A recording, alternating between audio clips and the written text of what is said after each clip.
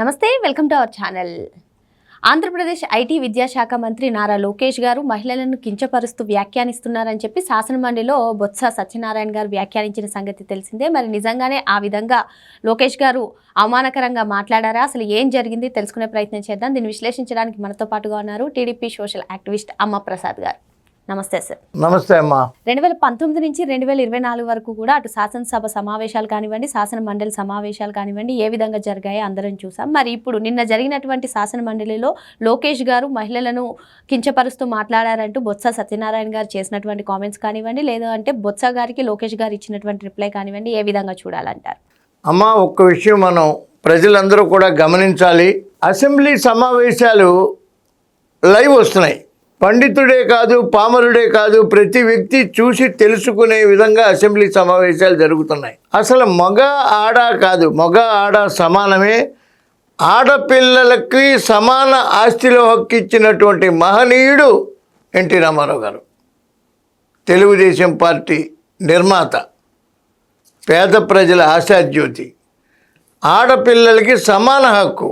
అర్ధరాత్రి ఆడపిల్ల ఒంటరిగా తిరగాలి అని ఆ రోజుల్లో ఏ రోజుల్లోనో చెప్పడం కాదు, ఆడపిల్లకి సమాన హక్కు ఆస్తిలో కల్పించి ఆడపిల్లల అభ్యున్నతికి ఏం చేయాలో, మహిళా అభ్యున్నతికి ఏం చేయాలో అనేది తెలుగుదేశం పార్టీ జెండా ఎజెండాలోనే ఉంది.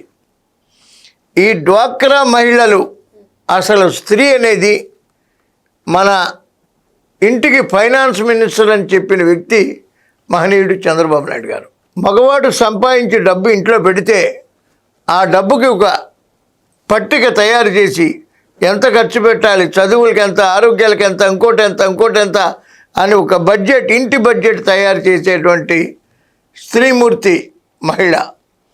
ఆ మహిళ ఇంటి యొక్క ఫైనాన్స్ మినిస్టర్ అని చెప్పినటువంటి చంద్రబాబు నాయుడు గారు. అంటే మహిళలంటే ఆయనకి ఎంత గౌరవమో. ఎన్టీ రామారావు గారు పార్టీ పెట్టి మహిళలకి సమాన ఆస్తి ఇచ్చారంటే మహిళల పైన ఆయనకున్న గౌరవం ఎంత.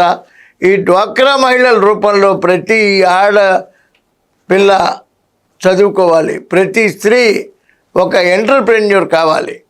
అలాగే భువనేశ్వరమ్మ, ఆవిడ 28 సంవత్సరాల నుంచి తలసేమియా రోగుల కోసం కష్టపడుతూ ఎన్టీఆర్ ట్రస్ట్ బాధ్యతలు నిర్వహిస్తున్నటువంటి మహిళలంటే అపారమైన గౌరవం ఉన్నటువంటి ఫ్యామిలీయే కాకుండా మహిళలంటే అపారమైన గౌరవం ఉన్న పార్టీ తెలుగుదేశం అని చెప్పడానికి కొన్ని వందల వేల ఉదాహరణలు ఉన్నాయి. ఇంకా వైఎస్ఆర్సీపీ నాయకులు అంటారా, 73 సంవత్సరాల ఆ రోజుల్లో వయస్సులో ఉన్న చంద్రబాబు నాయుడు గారిని కొడుకును గెలిపించుకోలేకపోయావు, నువ్వు బతికుండటం వేస్ట్ కదా అని ఒక ఎమ్మెల్యే అసెంబ్లీలో అనొచ్చా? తండ్రి వయస్కుడు కదా, మనకంటే పెద్దవాళ్ళు కనబడితే బస్సులో కానీ ట్రైన్లో కానీ కూర్చుని మనం సీట్ ఇస్తాం కదా. అది భారతీయ సంప్రదాయం కాదా? అది భారతీయ సంస్కృతి కాదా? మనకంటే పెద్దవాళ్ళని గౌరవించే సాంప్రదాయం లేని మనుషులు మహిళల గురించి మాట్లాడతారమ్మా వాళ్ళు? భువనేశ్వరమ్మ గురించి ఎలా మాట్లాడారమ్మా వాళ్ళు? ఎన్టీ రామారావు గారు చెప్పారు ఆ రోజుల్లోనే, ఏ రోజుల్లోనే శాస్త్రాల్లో ఉంది, స్త్రీ కళ్ళల్లోంచి నీళ్లు వస్తే రాజ్యాలు కొట్టుకుపోతాయమ్మా. భారత యుద్ధం ఎందుకు జరిగింది? రామాయణం ఎందుకు జరిగింది? భారత భాగవత రామాయణాలన్నీ కూడా స్త్రీ మూలంగానే జరిగాయి. భువనేశ్వరమ్మ కళ్ళల్లో నీళ్లు, చంద్రబాబు నాయుడు గారి కళ్ళల్లో నీళ్లు వైఎస్ఆర్సీపీ తుడిచిపెట్టుకుపోయింది, శాశ్వతంగా తుడిచిపెట్టుకుపోతుంది కూడా.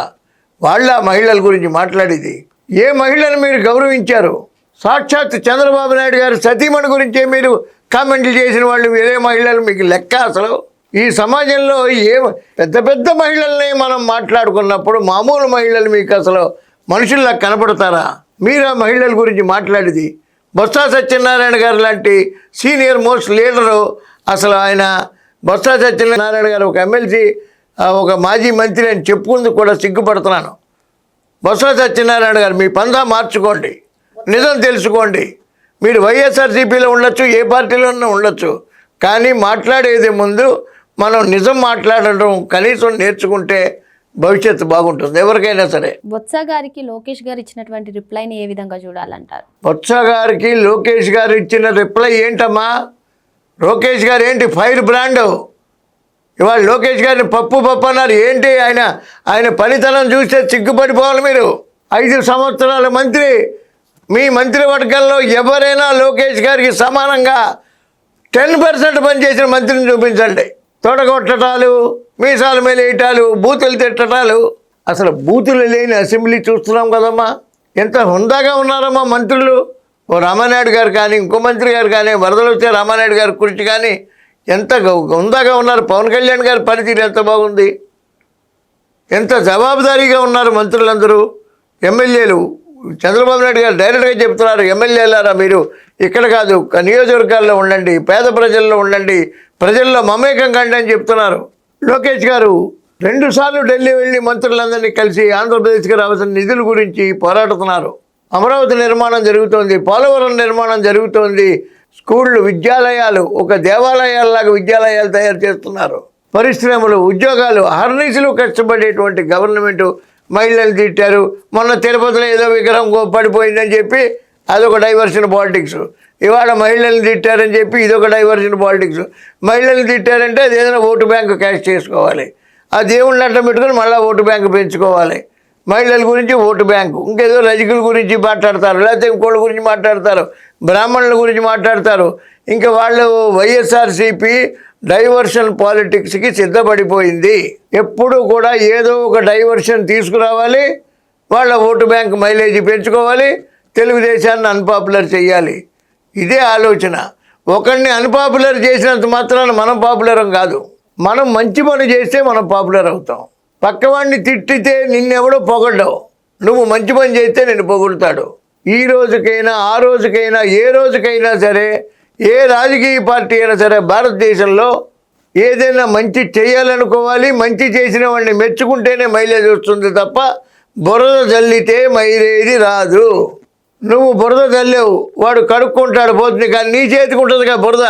అందుచేత బొత్స సత్యనారాయణ గారు కాదు, అంబటి రాంబాబు గారు కాదు, రోజా గారు కాదు, ఈ రకంగా మాట్లాడేటువంటి ఆ నెల్లూరు అనిల్ కుమార్ కాదు, ఎవరైనా సరే, వీళ్ళు ఎవరైనా సరే మీ పందా మార్చుకోవాలి. అరిచిన కోడాలి నాన్నగారు సప్పుడు అయిపోలే. ఏది వాయిసు? వల్లభనేని వంశీ గారు ఏది వాయిసు? మీకు అధికారం ఉంటే రెచ్చిపోతారా, లేకపోతే మౌనంగా కూర్చుంటారా? అధికారం కాదు పరమావధి. ప్రజాసేవ చేస్తామని మీరు రాజకీయాల్లో ఉన్నంత కాలం ఖచ్చితంగా ప్రజాసేవలోనే ఉండి తీరాలి, లేకపోతే క్విట్ పాలిటిక్స్. ఇవాళ ప్రజలను మిమ్మల్ని పక్కన కూర్చోబెట్టారు. మీరు మంచి పందాలో ఉండి బురద జల్లుడు రాజకీయాలు చేయకుండా ఉంటే మీరు ప్రజల్లో ఉంటారు. లేదా ప్రజలందరికీ తెలుసు, మిమ్మల్ని శాశ్వతంగా బహిష్కరిస్తారు.